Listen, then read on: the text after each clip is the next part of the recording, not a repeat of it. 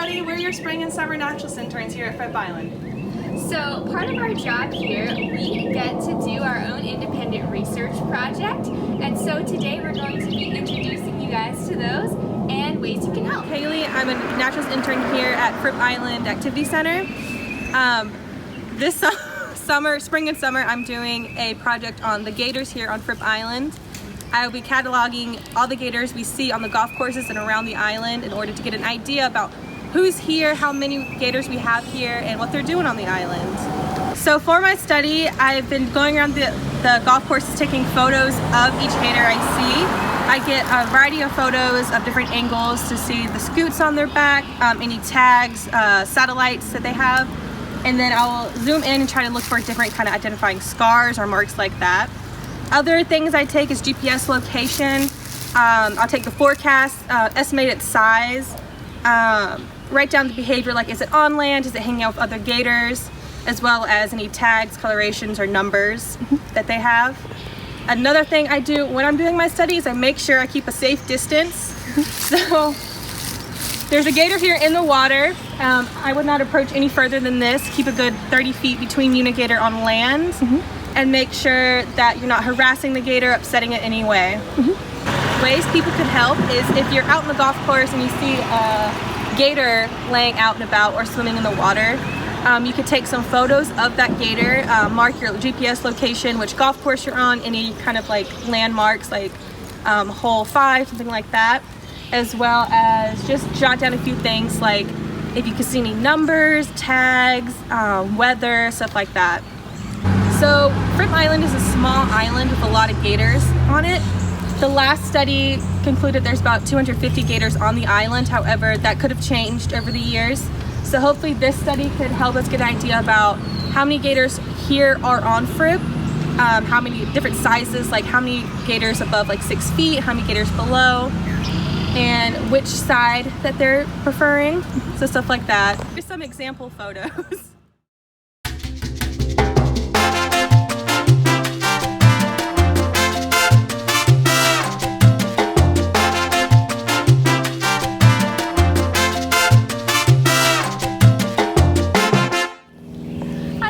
My name's Krista. I'm one of the naturalist interns here. I graduated from University of California, Davis, and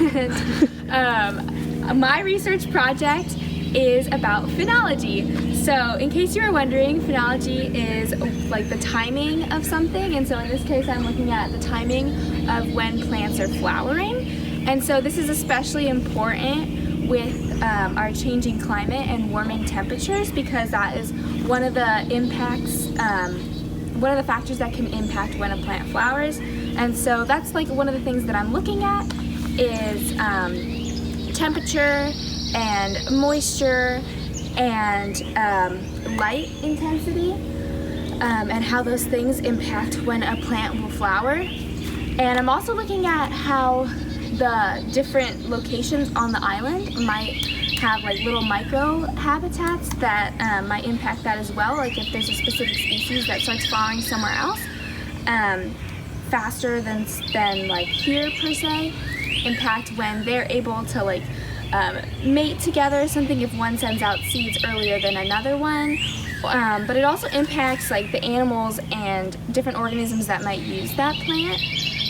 So like let's say a bird is migrating from a different area, and the plant that it normally uses for its food or for other factors like has already done flowering, that could impact how it functions. So there are a lot of different things that this information would be good to know. And so this is the first year that we're doing this and starting to look at plants on the island, but it would really be beneficial to kind of keep it going and see over multiple years, like if it is changing when plants are flowering. And we would assume that with like warming temperatures and everything, they might start flowering earlier. And just from like what I've seen based off of what has been like the recorded flowering time of certain plants, and when I've actually come out here and seen them start flowering, it has seemed like a little bit earlier. Like plants that it says their flowering time starts in April, I've seen them in like mid-March start flowering. So just some anecdotal evidence of that. But right now you're gonna get to go along and see exactly like what sort of data I collect, so let's go!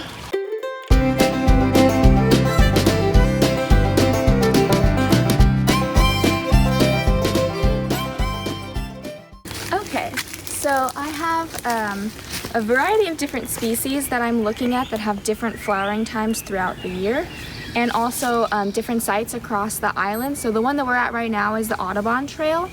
But I also have some sites that are closer to the beach, so they have more like impact from like salt spray and high winds and stuff, and then more on the marsh side as well, just to have that variety.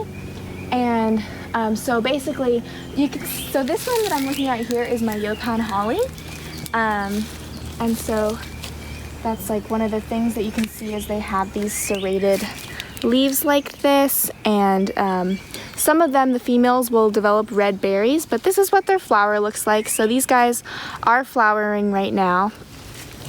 And so basically how I just randomly selected a couple Yopons at this site, and those are the ones that I'm using. But there are a bunch around here. There's like, but it would take a long time to sample them all, so that's how we do that. And basically, I'll take I have this little probe here, and it has the soil pH, the light intensity, and the moisture. So especially like light intensity and moisture have been have shown signs of like indicators of when something is going to flower. So those are really important.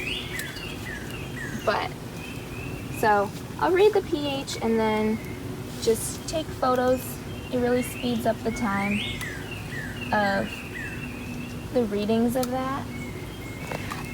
When I collect everything, I'm really hoping to just kind of like make a graph of basically like when it started flowering and how long it's flowering for, and then have like a comparison line on each of like between the species, between the sites, and so that can show like if there's any sort of variation on the island. But even in general, if there's not that much variation, if it's continued throughout the years, then we can have like a grander thing of like this year have a big graph showing like what year as the line, and then like what month it started, or on what day in the month. Yeah, and then I'll look at the flowers. And so for these ones, these have a lot of flowers on them. They can have like more than 100 on it. So basically we're going as like a percentage. So first, anything that's over 100, I'll just say like it has 100 flowers, and then kind of go for what percentage I think is open versus not. And so like throughout the span of the time flowering, like you might, like when I first see it, it'll be like, oh, I see 50 buds or something like that, but none of them are flowering. And then it'll go up to like 30 out of 50 are flowering, and then maybe a whole 100% are flowering, and then we'll see it go back down. So basically I'm looking at it through all that whole time span. So right now we're just looking at this guy, so gotta get this guy out of the way. And it's a little hard to see sometimes, but so we're still gonna go with 100 plus flowers, and there's probably about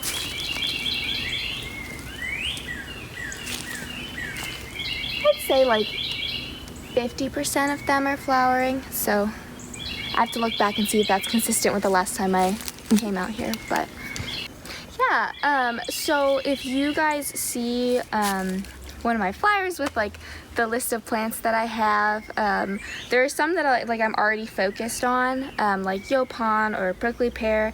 Especially now, if you find a plant that's like gonna start flowering later, like especially the prickly pear or the sea oxeye daisy, you can just let me know, and then we can start taking those measurements on those, because the more plants we have, the better. But awesome. Thank you so much for sharing about your project, Krista. yeah. Hi everybody, my name is Christina Flanagan. I'm one of your Naturalist interns for the summer, and I wanted to talk to you today a little bit about my independent research project. As many of you know, Fripp had a record-setting year last year for turtle nests, And because of that, we really want to focus on making sure our beaches are the optimal environment for turtle nesting species.